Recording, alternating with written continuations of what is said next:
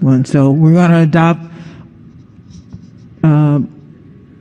amendments 31 through 33. All in favor signify by saying aye. Opposed, no. The ayes have it. The gentleman from St. Mary's. Thank you, Madam Speaker. Amendment 34, if I read it correctly, it authorizes a transfer of $1 million from the Charlotte Hall Veterans Home. Charlotte Hall Veterans Home is the only veteran home in the state. There's a 444 bed facility there serving those that served us.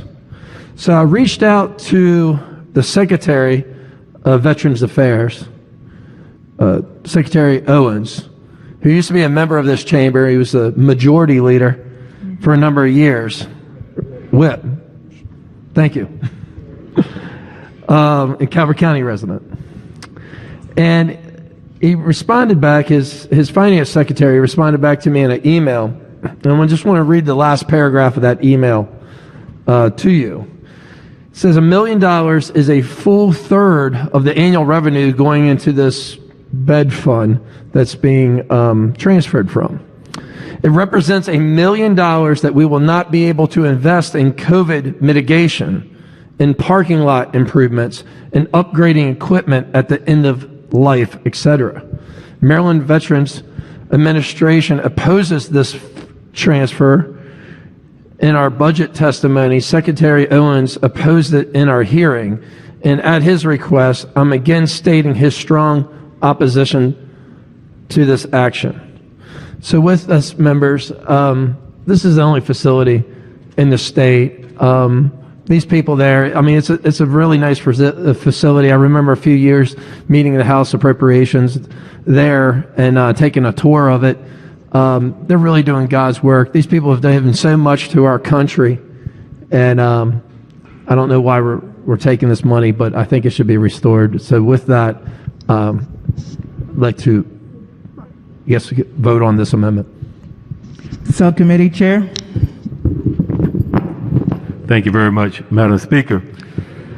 Thank you very much for those comments, and I can tell you that Charlotte Hall is a great facility where care is provided for those who have served our country and our veterans. Let me just provide just a little bit of light on your concern over the $1 million. This is what we call in the budget committees a fund swap. It is not a cut. Let me tell you the reason why it is a fund swap in this particular BRFA. Generally speaking, there is one company that provides care or operations for Charlotte Hall. There's a direct payment, with a billing of about $3 million annually for their services. This year, Charlotte Hall has received $4.2 million under the CARES Act in federal funds. On top of that $4.2 million, they have also received an additional $2 million under federal provider aid under the U.S. Department of Health and Human Services. So this year they have a balance, a fund balance way beyond what they would normally have. And what we have done, and this is not unprecedented, is to capture those general funds. We in the BRFA have done swapped funds to capture that $1 million to relieve pressure on the general fund, because there are federal funds that are in place that have come in to the budget to substitute that $1 million. And so with that, I would hope that this addressed the good gentleman's concerns. We also asked the analysts whether or not this $1 million in swapping funds would impact the operations of providing services on an annual basis, and the analysts replied to us that it would not. And so with that, Madam Speaker, I would ask this body to support the report of the Appropriations Committee. The gentleman from Baltimore County and the Annex.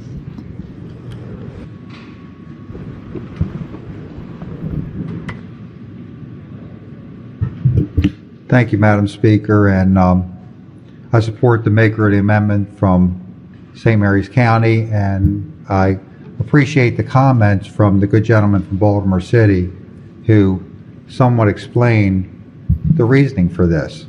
But as the good gentleman from St. Mary's County said, and this is absolutely hard to believe, there is only one veterans facility in the entire state of Maryland.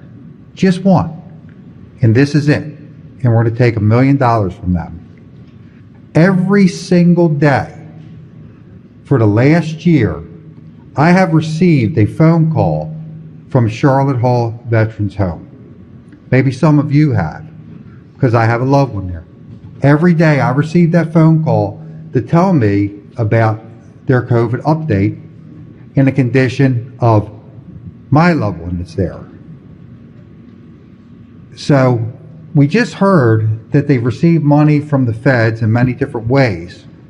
They received that money because they have dealt with a problem as many other places have, except they've dealt with it better because they haven't had that loss of life. They've done a stellar job of treating our veterans in the very best way that they can be treated.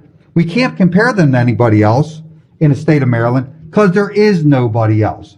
So if you have a loved one who's a veteran and they have no place to go, that's it. So it's a 3-hour drive to go see him because unfortunately in the state of Maryland, we haven't provided a place in Cecil County for them. We haven't supplied a place in Western Maryland for them. We haven't supplied a place in the local Baltimore, Anne Arundel metropolitan area. We haven't done that. So this is it. This is it. And now, because they've done a good job, because they've had to deal with all these problems, we're just going to take $1 million away from them because somehow they got it from somewhere else. You know, it reminds me of when we gave the funding to the schools when I first got here, and Baltimore County got exactly $1 million worth of funds, and Baltimore County reduced the school budget by exactly $1 million. So we say we want to give our veterans something, but now we're going to look and see they've done a job, they got money from the federal government, and we're going to take this money away from them. That place needs to be bigger. We need more places like that. We don't need to be cutting their funding.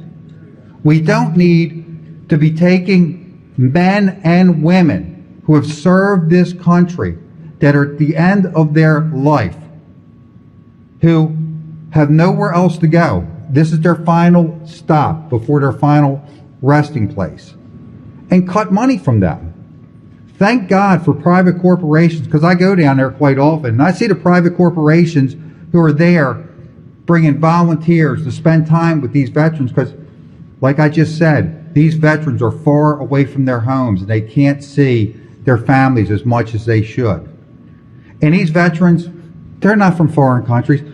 These are men and women who entered and gave all for this country, and they gave it all. They came from the state of Maryland, or they retired in the state of Maryland.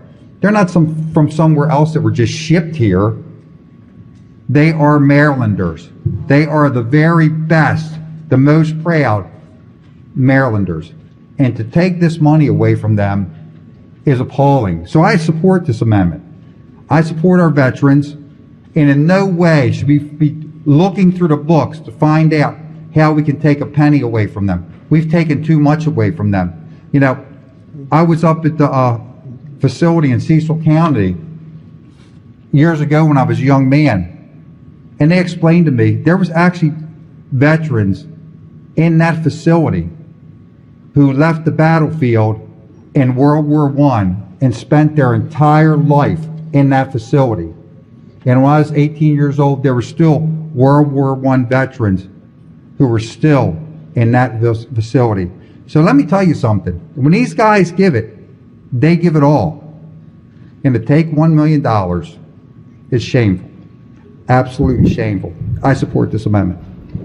Committee Chair? Thank you.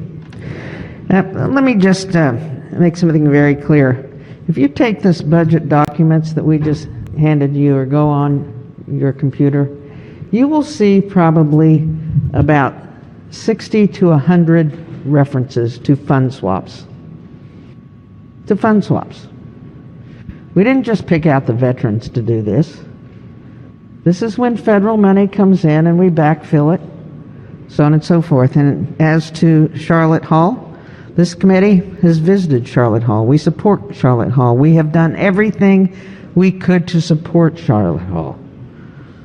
And if I thought for 1 minute we cut their appropriations, I'd stand here and support the amendment, but we didn't. But you go back through and see how many times you read fund swaps. I mean, the governor, through this time period that we've been here, has brought in millions and millions and millions and millions of dollars, federal dollars, that we are now swapping. We just heard supplemental number 4 today, which, by the way, will swap money out of this budget when it gets over to the Senate. So I'm asking you to stand with the committee on this. If we see a problem, we'll fix it. But this is a fund swap. This is not a cut. And I'd ask you to support the committee. Any further debate? The gentleman from Calvert. Thank you, Madam Speaker. I just want to rise in support of the good delegate from St. Mary's County amendment.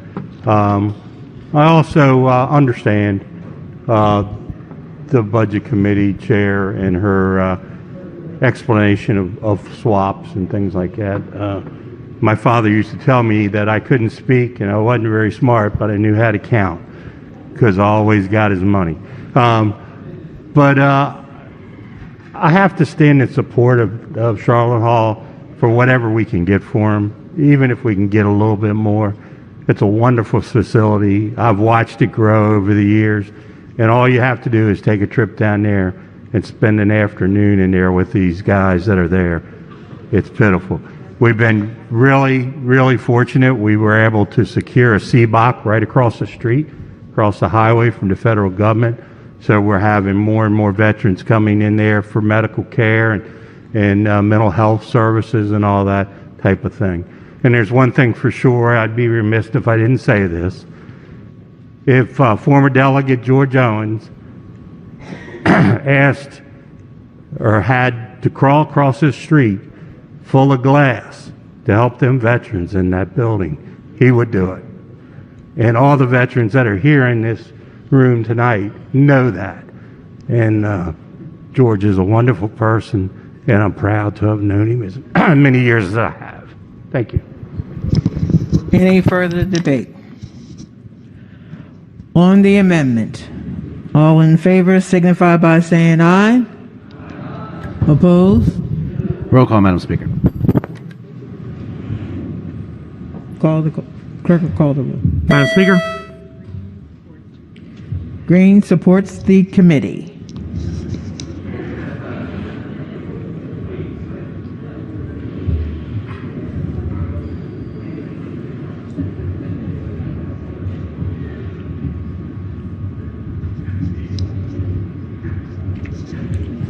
Clerk will take the call. The amendment prevails. On committee, on amendments